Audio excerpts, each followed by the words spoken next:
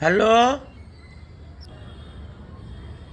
হ্যাঁ হ্যাঁ, বললুম তো দিয়ে দেবো।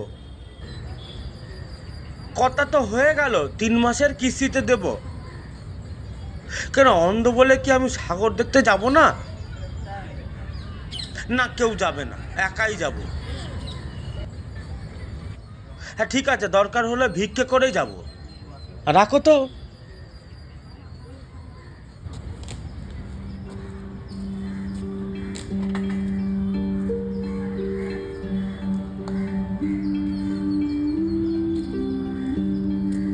আমাদের চারপাশে কত রকম গল্প ছড়িয়ে ছিটিয়ে থাকে। একটু কান পাতলে, একটু চোখ মেলে দেখলেই সেসব খুঁজে পাওয়া যায়।